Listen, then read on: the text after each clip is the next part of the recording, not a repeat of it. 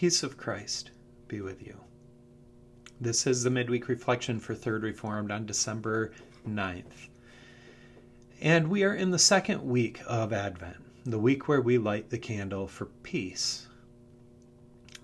Throughout these reflections in Advent, I'm ending each week by linking to a video up in the corner of the screen from the Bible Project, where they dive into the biblical terms behind these core virtues of the Advent season.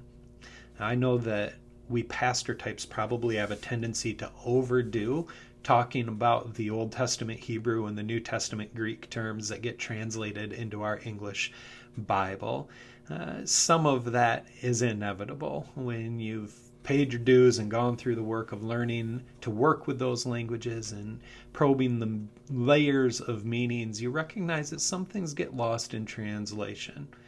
So I may have a tendency to overdo that. But when I think of terms that our English tends to fall short on, peace is one of them near the top of the list.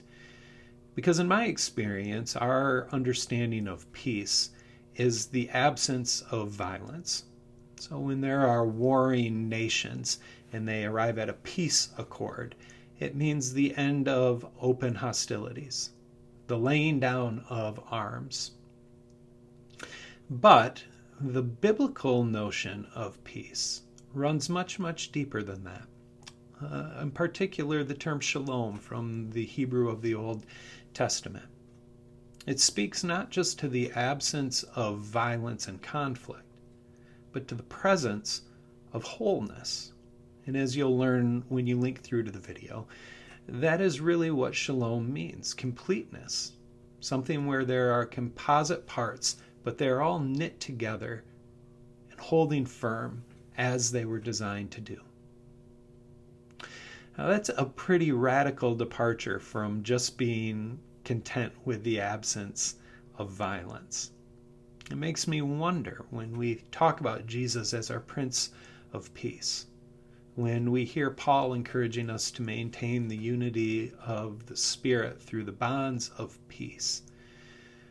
How often do we become content with simply the absence of open conflict rather than seeking for wholeness, completeness, the knitting and holding together of all things as they should be?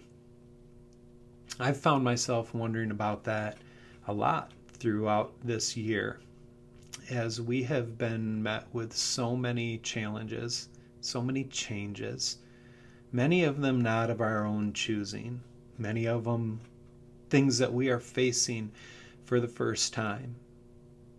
For me, it feels like there's an absence of peace in that deeper sense in this season, because we have not been able to gather together whole and complete. No matter what decisions we make about how we worship and how we invest in community, nothing's going to provide for us the richness of experience that we recall when we think back on years past. There is so much to grieve, and so much that feels like it is short of fullness right now.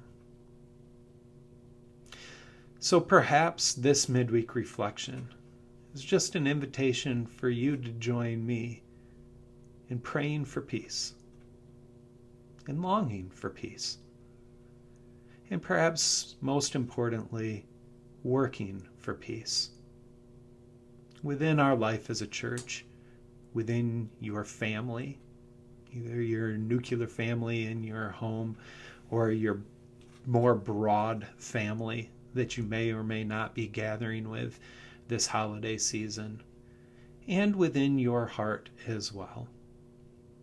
What would it mean to pursue not just the absence of conflict, but the presence of wholeness?